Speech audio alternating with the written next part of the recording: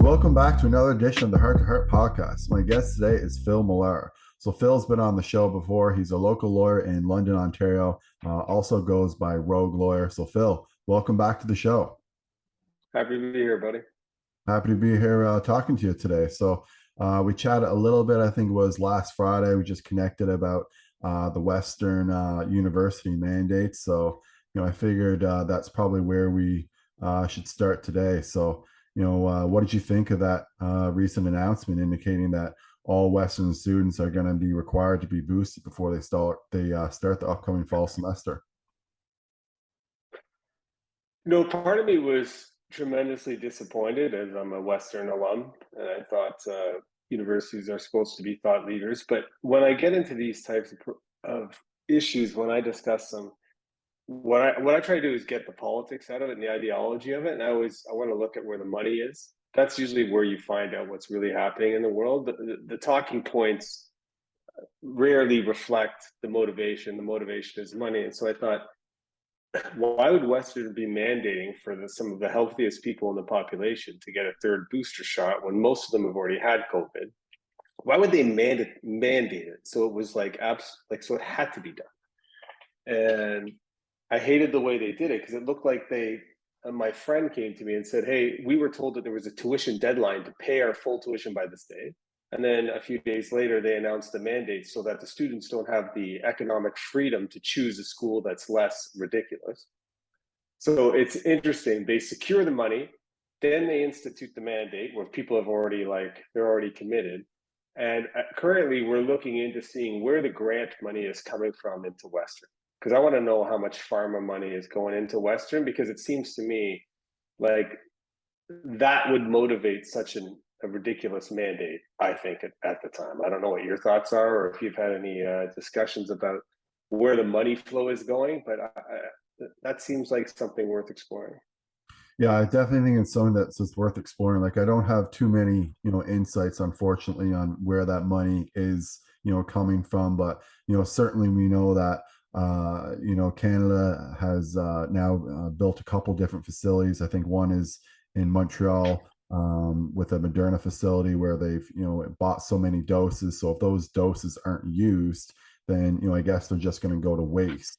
So I assume that there's, a lot of institutions now that are being contacted and are probably being told that, you need to implement boosters, you need to implement, mandates, because otherwise, these doses of the vaccines that we purchased are now going to go to waste. Again, I'm just kind of like speculating, but I do know for a fact, I mean, everyone does, you can look it up, that, they have purchased so many shots that are supposed to be given to Canadians, over the next few years. And, a lot of people now are at a point where they really, are not, they're not wanting a booster, and they are pushing back, more than they have before. So, it would be very, very interesting to see, how much funding, Western is getting, and if there was a lot of, funding involved, and how many conflicts of interest were involved in getting that funding to get the booster mandated. So if there's any insiders at Western who have this information, like send it to Dr. Hart or myself, because I had a case, I think you may remember it, it was about 12 years ago when that Western student was beat up by about 8 cops. There's a famous YouTube video called Stop Resisting, UWO, and you could see him. And I remember in that case, I'm just talking about it from an insider perspective, because we were in the middle of a trial, and one of the witnesses said there was no closed circuit TV of the incident before the YouTube video started. And in the middle of the trial, we had somebody deliver a CD-ROM in a manila envelope to us. And an insider from Western showed us the video that they said they didn't have, that showed my client wasn't being aggressive.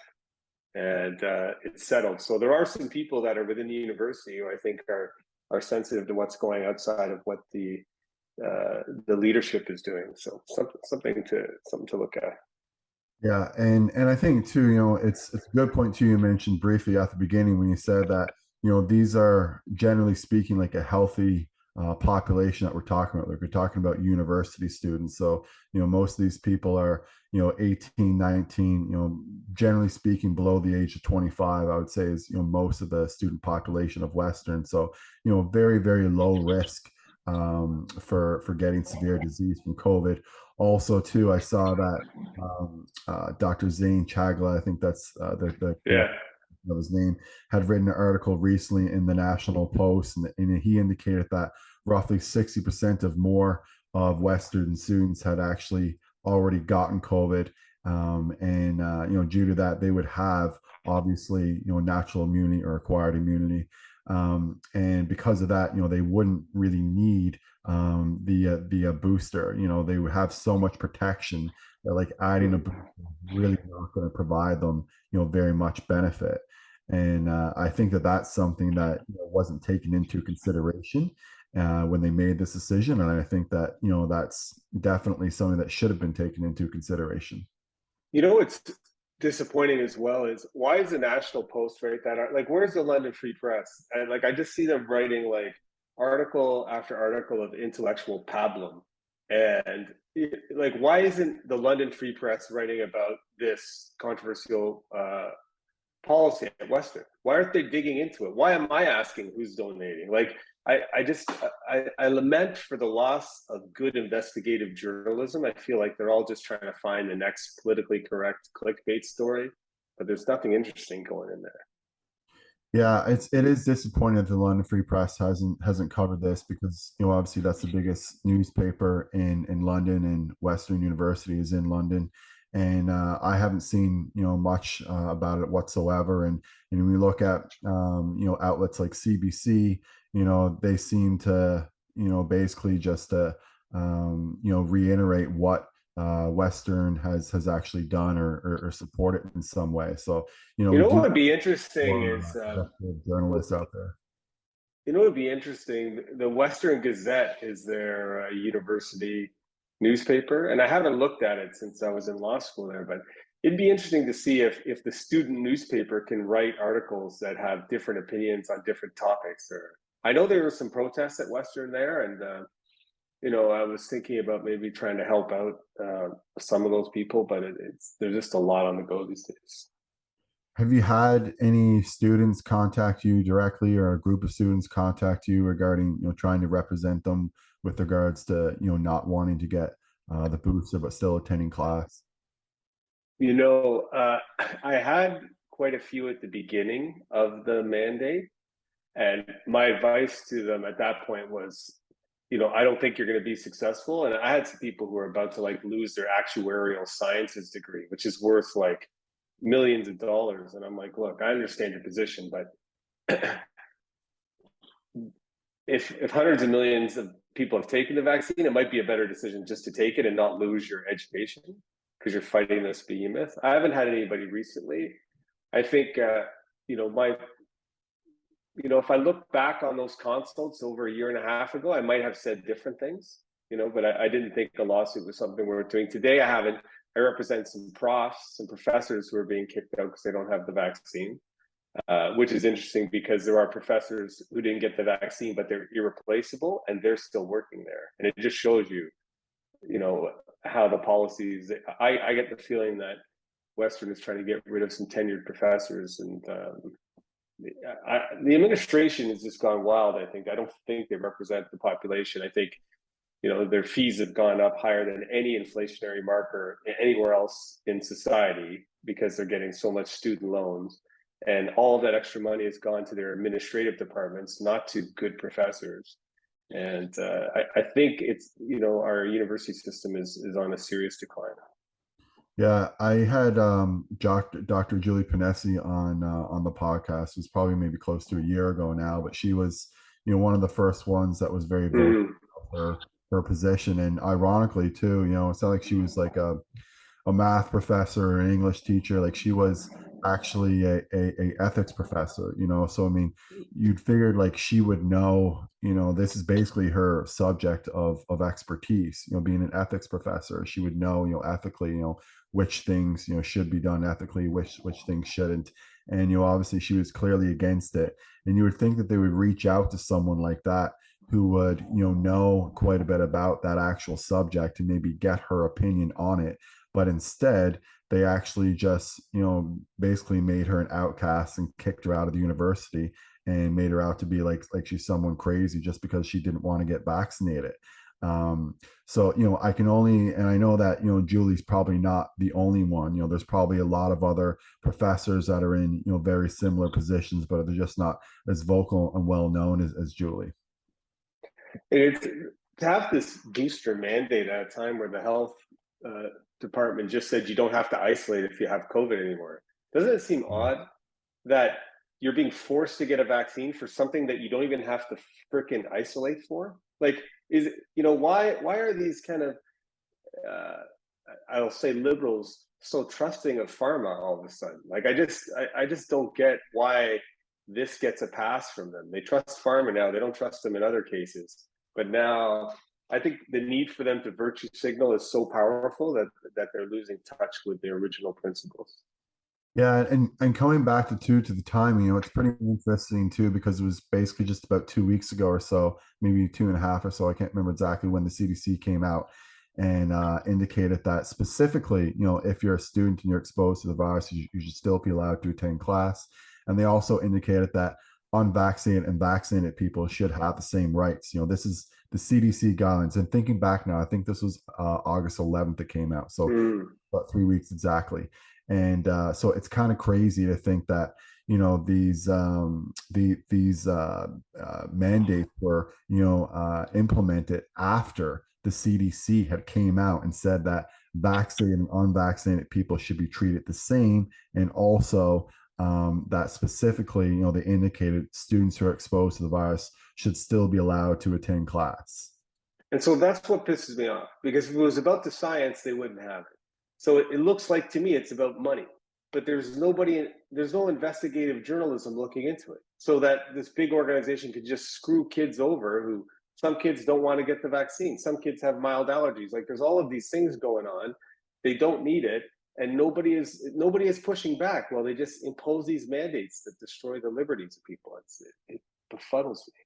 Yeah, it's crazy, and I think that there are some students speaking out, but again, like they don't have the power. Like the people in power have so much, in the university have so much power over these students that they probably feel like they're at a loss for even trying. The protest, from my understanding, on Saturday at Western, went very well. It was very peaceful and that kind of thing. But really, like, what did it do overall? Like maybe it brought a little bit more awareness to the situation, but it certainly didn't change anything. The Western University didn't come out and say that, due to this protest and after looking at, different studies and after talking to several different, experts, we now concluded that we've made a mistake, and, we're forgiving students, and, we're not going to be implementing the mandated booster anymore. But I think I think one thing they could do, that if a student didn't know this mandate was going to be there and they were kind of forced to pay,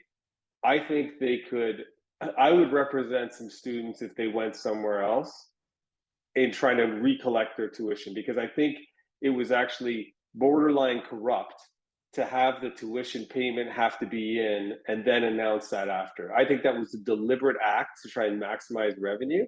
And I wouldn't mind, it'd be nice if we could get a class action of like 100 or 200 students who want their money back, because there's no scientific reason for it. It was clearly a calculated move, and I'd like to see the university only responds to money, right? So if they were losing money, it might change things. But if they're not going to lose money, they're just going to keep doing what they're doing. Yeah, well, there's a group online that I started called Students for Agency at Western, and they've put out a few surveys and things like that. And actually, one of them I should mention was it was, I'm going to get the numbers maybe a little bit fuddled, but they're fairly accurate. But as they asked them, how many or what percentage of students who got the vaccine got it in order to just be able to go to school, and it was like over 80%. I don't know the exact number exactly, but it was over 80%. So I mean, literally, people are not getting this vaccine to protect themselves from COVID. They're getting the vaccine in order to live in a free society. So that directly is, medical coercion. And, when you get a vaccine, when you get any medical intervention, it should be because you actually want to treat yourself. You actually want to get better, you want to treat a particular disease or ailment. But in this case, people are not doing that. They're getting a vaccine, a medical intervention, simply to be able to exist or participate in society. And for the kids at Western, the students at Western, they're getting it just so they can go to class and get an education, which is completely ridiculous considering they're paying like tens of thousands of dollars per year just to be able to sit in a seat. Oh, it's weird. I listened to Rogan's podcast with Aaron Rodgers. I don't know if you got a chance to listen to it, but it was I think they amazing. yeah. It was talking about how he was turned into like a plague rat, but people, but by people trying to villainize him without really understanding the situation. And I think I told some of my staff the other day, what it's good to have strong convictions, but they should be loosely held based on new evidence. So you can feel Hmm. strongly about something as long as you are prepared to change it if you get new evidence. And you think of how certain we all are of things, even in the medical community. At one point, the medical community thought leaching was the only way to do it, or they didn't think. So in our daily lives, we have to be open to changing our opinions on things. And I'm guilty sometimes of having too strong an opinion. But when I look back, what I don't see right now in our society or from some of our leaders or people looking back and saying, "Hey, we screwed this up. Let's learn from it." I feel like it's just a whitewash and keep pushing it forward. And we should add up all of the money, the vaccine money that came from university mandates to insist on vaccines for people who didn't necessarily need it. I bet you the revenue just from those policies across Canada gets close to in the hundreds of millions of dollars. Yeah, I could easily see that. And again, like a lot of these students again were medically coerced into getting it. So like if they Mm-hmm. get those vaccines, I mean, how much money would have been lost? And we're probably talking about millions or billions of dollars, which is why they've implemented this mandate in Western now. And it's really, really sad for the students. And I'm glad again that this group, Students for Agency, I think that's their handle on Instagram and Twitter, speaking out a little bit. But I may even reach out to them personally and see if I can be of help in any way, because I do Yeah. think that power comes from numbers, and we need lots of students to get behind this and say that we're being medically coerced, we don't want this vaccine. And also too, I mean, like you said, that the fact that they took people's tuition money, and then just a few days later, a week later, I can't remember the exact timeline, but it was pretty short, then immediately implemented the vaccine. Like you said, I mean, that seems to be pretty criminal. It seems to be pretty corrupt. I'm not really sure who decided to make that decision, but in my opinion, it really can't be morally justified in any way whatsoever. If you reach out to them, you feel free to ask them to connect with me. I'll try to help. But I think what people also don't realize is these vaccines are being paid for by tax dollars, right? So it's interesting. So you have pharmaceutical companies who can influence policy and universities by donating money. But so if they donate $20 million to a university, but they get $100 million in vaccines done, I'm not sure what the numbers are. But what I'd like people to remember is when there is a mandate, the vaccines are paid by tax dollars. And so if you're paying tax dollars, it means they're not going somewhere else. So ask yourself, is the benefit of forcing 30,000 students to get a vaccine at whatever the vaccines cost, if it's $100,000, it's 30 million, I don't know what the number is. That's tax dollar money that could be put towards building homeless shelters or helping single moms, right? We have to, before we just blindly support all these things, we have to understand that, and the people who are making money is pharma. Like it's a huge wealth transfer from the average person who's paying taxes into pharma, and nobody is questioning it. It's disturbing to me. Yeah, I'm kind of surprised that there's not more people that are being, vocal about it. I guess the reason is because, when you are vocal about it, you kind of are exposing yourself to dangers, to liability with regards to, your respective college if you're, Hmm. a a medical doctor, or whatever, your line of work you're in, like you're always going to be kind of like exposed to that, and maybe someone could fire you. So I think that's why there's probably less people speaking out than there are. But even knowing that, I'm still kind of surprised that the numbers are so low. And particularly here in London, Ontario, it seems like there's almost no one speaking out almost at all. And like you said, like our local newspaper, the London Free Press, I mean, they haven't really done anything whatsoever with regards to it. And I'm not really sure like what the answer is there. Like, do you have any insight, or why do you think there's like so few people who are like not upset about this and are just sort of like going along with the narrative and not supporting the students? I'll tell you, I did a video a couple weeks ago on my other platform on how our society has moved towards people that, like this kind of compliance doesn't happen just in one day. So Yeah. I think what's happened over the last 4 to 5 years is the political correctness, the fear of being labeled something has removed critical thinking. And if you look in a hospital organization or in Western's leadership organization, if you think critically and question, you don't get promoted. So we've had 5 to 10 years of promoting people along managerial classes based on compliance and obedience and not taking risks.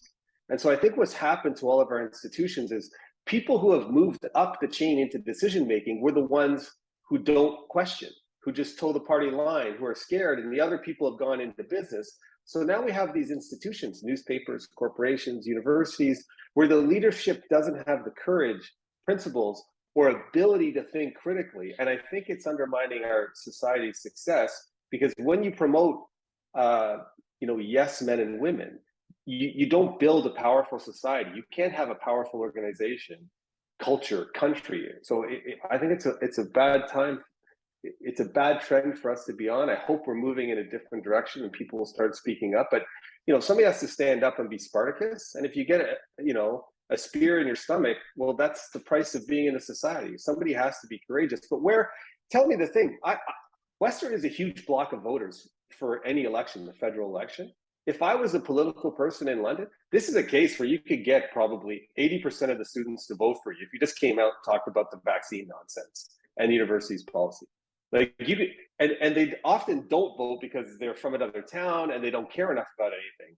But you can vote if you're in London at Western. You can change your address to Western.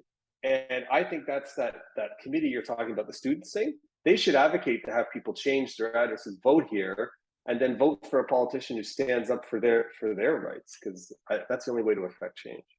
Yeah, and I think that's a really good point you made at the beginning there, with regards to people being in a position where, in order to move up in the university and to kind of scale the corporate ladder, so to speak, they need to be very, very compliant. So they've conditioned themselves to become very compliant. And so those people now are in positions of power, and how they get there, they got there by being compliant. They got there by maybe putting pronouns in their bio, even though they didn't even want to or understand why they were doing it. But now those people are in the position of power, and in order to keep that position and to stay where they are, they're going to keep being compliant. And it's very, very unfortunate, because if on the other hand, we kind of promoted people to be critical thinkers, and we promoted those people to be at the top of the food chain, I think they'd be more open to at least having some kind of like discussion. But right now, it doesn't seem like we're open to having any kind of discussion whatsoever. It just seems like this is the way it's going to be, and if you don't comply with us, then you can't come to our school. And so again, I really do think it's going to have to come back to the students speaking out, because those are the people who are, paying the tuition at the universities. Those are the people who, make the universities possible. You can't have a university without students. So I think that, the onus in some way is on the students, but to put the onus on, people who are, not even 20 years old yet, is certainly, something very, very difficult to do. But again, like, I'm definitely going to reach out to this Students for Agency at Western, and see, where I can get with them, and hopefully, some of these students will, take a little bit of a stand, so to speak, so that we can at least have a discussion about these mandates and why they were implemented, and again, why they were implemented right after they took their tuition, because I'm sure there's a lot of students who are very, very upset about that. They're in a catch-22 because, like, I want students to be engaged in dynamic critical thinking and maybe some social change.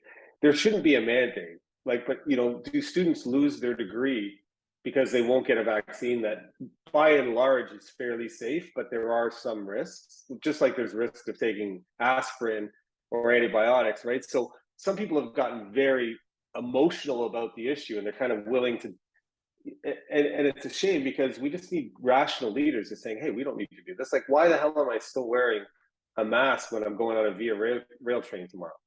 I'm going on a Via Rail train to go to a Jays game where I'm sitting packed with like 50,000 people who don't have masks. Like where there's no rationality out there anymore, and it's almost like people are scared to call out stupidity. I had a post the other day. I don't know if you saw it, about there's talk about removing the LSAT from applying to be a lawyer. So imagine the same talk removing the MCAT. So they want to promote more diversity, and so they think the LSAT prevents diversity, right? But when you look at some of these university programs in social sciences, they're so garbage that, like, you can get 90s just by kissing the professor's butt and writing what they want. So the LSAT to me was like the kind of the gate that said, okay, at least this is something your parents can't buy you that result, and you can't, kiss a prof's butt. It was a gatekeeper to say you have to be at least this capable. But they're talking about getting rid of it, and I put it out there, and I had people like attacking me for being like racist, and I'm like, I'm not racist. I just want people who get in there to be good. Like, if I'm picking a heart surgeon, I want the heart surgeon to have a certain capability. Like, I don't want them to be there based on diversity. We want opportunity, but wait for that. That's coming in the next year in a much stronger way. I know some law societies are thinking about it right now. That's crazy. I mean, I mean, if I wanted to choose a lawyer, I would want to pick, the best one. That's Yeah. what we want to do. And if and whoever that happens to be, that happens to be. It has nothing to do with Well, we diversity. know who it is, Mike. Obviously, Phil, I'm going to come to you. Who else would I come to? Good. But I mean, why No, I why know. Yeah. why would they implement that? Like, it just seems like it's complete nonsense, and like they're not doing it to create better lawyers. Like, they're doing it so they can show, like, to virtue signal, really, to show people Yeah. that they are, that they're diverse, and that, everyone has, a chance, kind of thing. But at the end of the day, like, we need to be, celebrating diversity more, instead, and we need to understand that, like, some people are always going to be better. That's just the way it is. And that's okay. We need to have hierarchies, and having hierarchies is a very good thing. And it's unfortunate that they kind of want to put us all together in one kind of group, and then from that group, it's going to be very, very difficult now to pick out who's the best one and who's the worst one. But that seems Yeah. where society is heading as a whole. Part of me was actually okay with it. Like, if I was just purely self-interested, I would be like, yeah, do it, because I've got myself and my lawyers who all have like very high LSAT scores. So bring in a bunch of lawyers who don't have high LSAT scores, so then we can just mop the floor with them. But it's not fair for the people who hire them, and they'll probably charge the same an hour. Like when you hire a lawyer or you need a doctor, like, usually your life's on the line. Like, you want to try, you want to have a confidence that they have a certain level of capability. Yeah, I completely agree. So it's kind of disappointing to hear that. I haven't heard anything about the MCAT being taken out, but medicine is probably even more of sort of like be kind of like a liberal sort of territory than probably even law. So I can imagine that that's probably being at least put on the table or being discussed right now, if it's being discussed amongst lawyers and the LSTAT. Interesting stuff. What Yeah. else is going on? Well, I know that you are subpoenaing Justin Trudeau. Can you tell us a little bit about that? Yeah, and by way of introduction, I am not somebody who's on a crazy side of the political spectrum. Like, I voted for the Green Party, I voted Liberal, I had long hair, I've been in some hardcore military stuff, so I've seen a lot of the spectrum. But and I'll even admit reluctantly that I voted for Trudeau at the beginning because I thought he might bring some youthful vigor and something to the table. But I think a lot of people have been quite disappointed with him, and I know that his handlers and his team they're apolitical Machiavellian types. So the people around him are very ruthless in his team, and I think they set up the truckers. They called people. We've had these discussions. They've called people bad names. So when Trudeau came into town, into London, I have a strong suspicion that I'm trying to validate that they almost set up the protest to make it look worse because they feed off of making people who have questions or people who question Trudeau look crazy. And there certainly are some, right? But I believe there was an element of provocation, and then they kind of set it up so that they could get some video pics of the crazies so that they could use it to their advantage. And there was a gentleman who is not unknown to some protests from the right, but he was charged with assault with a weapon for throwing pebbles at the prime minister because they were hoarded off. Nobody was talking to them. And there's some videos, none of which are conclusive, but it indicates it looks like some small pebbles were thrown at the prime minister. So anyhow, he got charged with assault with a weapon. And when he came to me, obviously probably doesn't have that much money, but it was a case that was interesting to me because I think it was overcharging. They're trying to make an example out of this guy, and I like to stand up for people wherever they come from being bullied. And we looked at the case, and the prime minister gave two separate statements to the media. One, he said he wasn't hit by anything, and then the one after, he goes, "Yeah, I was." And I'm like, and the actual charge against my client is assault with a weapon, in that he threw stones at Justin Trudeau. So they even mentioned the prime minister's name. So then he's a witness to the case. Like, how else can you prove the case if and you can't be assaulted legally unless you think you're going to be hit. So if I go like this to you and you flinch, that can be assault, right? So it's making it look like. But if you don't see me do this, if I do this behind your back, you don't see it, and I don't hit you, you're not guilty of assault because you didn't see it, right? So in this particular case, we're chatting with the Crown. I'm like, I think the prime minister has to, if you want to have this case, the prime minister has to testify. And it's been run by a few, there's some processes you go through to get the matter set for trial. We canvassed it in front of a couple of judges, and we didn't run into that much pushback. And so the Crown's going ahead. So we will subpoena him, and I'll ask him, why did you give two different statements? Why on this video does it appear as though you weren't struck with anything?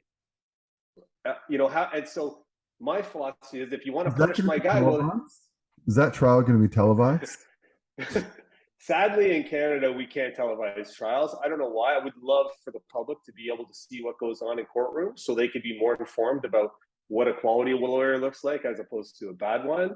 So they could even see how judges and juries work. You can't see a jury on a TV, but the Americans are allowed to see trials. In Canada, you're not allowed to take a picture. Like, we're a little bit dinosaurish, but it won't be televised. But I can tell you that if he comes to London, that I will, hold back nothing in my cross-examination in this particular case. And, I'd like to get my hands on some of the advisors who planned the trip and even get into how they may have been setting people up to get them more angry for a video moment.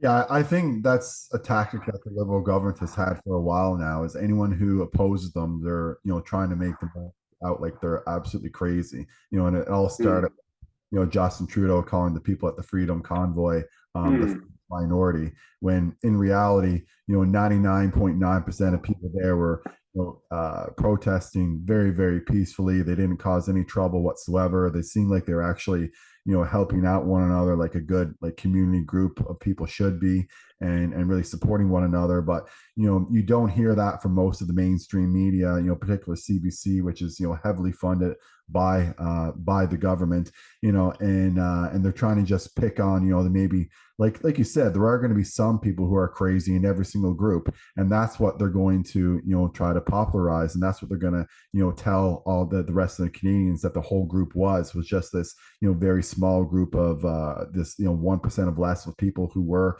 not behaving correctly. But the reality is that the protests seem to actually be very, very peaceful, and it seems like the Liberal government is just trying to make people out to be absolutely crazy. And one thing too that I want to comment on, with regards to people surrounding Justin Trudeau, like, I think Chrystia Freeland is pure evil, like pure evil. Like, she gets off on hurting people, like she really does. You can see it in her eyes when she talks, particularly with the video on her, when she was talking about freezing bank accounts of people who froze, who sent money to the Freedom Convoy. Like, she was very, very happy. It really, really satisfied her to know that she was ruining people's lives by not allowing them to access their bank account. And I just cannot believe that people cannot see through her. Like, that woman is pure evil. That's a bold statement. And let me strong statement. And I just qualify my comments. Like, I'm a law and order guy. Like, I was in the military. I was an assistant crown attorney or prosecutor. I don't think people should throw rocks at the prime minister, right? So, but I don't think situations should be amplified to encourage people to be upset so you can vilify them. I don't think overcharging somebody for a political purpose is beneficial. So I don't want to come across as it's okay to do that. But if they're going to play dirty tactics to hurt people, more than they should, well, then somebody has to defend them. That Freedom Convoy, we'll talk about it probably forever. I don't know if last time I was on, I talked to you about the chapters. Remember, did I tell you that? Like, so Indigo and Chapters refuses to carry the book that was written on the Freedom Convoy. It's a bestseller in Canada. Okay. Andrew Lawton wrote it. Oh, yeah. So Andrew Lawton wrote the book on the Freedom Convoy, which gave some insights into the people who were there, right? It's a book worth reading. I think he did a fair job. It's obviously a little bit more right than left, but it does a fair job of humanizing why people were there. It was on the Globe and Mail bestseller list. The CEO of Indigo refused to put it inside any of the stores. So she would sell it online so they could make money online, but in the stores where people browse books to find new ideas, to like discover new things, right? Wouldn't put it on the shelf. So I actually went in and I asked one of the workers, could you take me to this book on the Freedom Convoy? And she looks it up. She goes, oh, it's not in our store. I'm like, well, could you see if it's in any store? She goes, this is really weird. It's not in one store in Canada. I'm like, could you go ask a manager why that is? And then so she goes and gets the manager. I should have filmed the thing because it was hilarious. And the manager comes over and goes, yes, we've decided that we won't be carrying it in our stores. And I'm like, why? It's on the bestseller list. It allows Canadians to know a different perspective. She goes, we find our clients love the books over here. And she walks me over here to the diversity section. And the first book I see is How to Raise a Transgender Child. I swear to God, I was like, and I'm like, that's who you're like. I thought people had diverse opinions. Like, it was just, but it just shows you how people don't really want to understand. They want to be right, whatever side they're on. And the way I think everybody could benefit from something that a friend of mine mentioned to me the other day is it's easy to say what's wrong with a person when they do something crazy. I think what helps me understand people better is to say what happened to that person, whether it's Christina Freeland or the lady who is in charge of the trucker convoy or anybody who's doing something that's upsetting. Just reframe it from what's wrong with them to what happened to them. Why is this person getting a sick pleasure? Like, what are they thinking? And I think it comes down to some of them is they never got out and talked to the people in the convoy. They don't know them as human beings. They just see it as winning a battle, and so they'll hurt people without getting to know them. Yeah, I think the Liberal government anyway just sees it as, people who like oppose what they are what they stand for, and so they kind of see them as the enemy, or a group of people who could, potentially vote them out of Parliament or vote them out of the government. And instead, like what you said, they should be doing is they should be trying to understand those people. It's like, okay, Mhm. you guys are here. There's a lot of you. It's freezing cold outside. A lot of people showed up. Like, obviously, you feel very, very strongly about, what you feel about, maybe there's some middle ground here where we can understand one another, and come together, and find some kind of mutual agreement that that benefits both of us. But instead, it just seems like the government is more or less just, indicating that, these people are fringe Canadians. They don't really represent the real Canadians in Canada, and our tactic is going to be to make them out to look like they're absolutely crazy, so that other people think that anyone who attending the Freedom Convoy is crazy, and therefore they're going to stay on the side of the Liberal NDP government, and we're going to be able to stay in power. And so that's what I feel like they've done. And again, like I said, like they should have tried to understand those people, connect those people, understood why they're, out there in the freezing cold. I know that Pierre Poilievre was out there, and he was trying to understand people a little bit. And I think a lot of people respected him for that. But, unfortunately, Justin Trudeau, maybe he was sick that weekend, maybe he wasn't, but the timing was pretty ironic that he kind of just, slipped away and stayed away and isolated himself when all this kind of stuff was going on, and really should have seen it as an opportunity to, actually, gain even more power in his party by, trying to reach out to other people and connect with them and bring everyone together.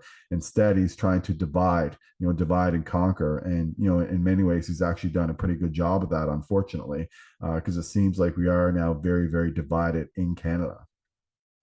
Yeah, actually, he appears scared to me.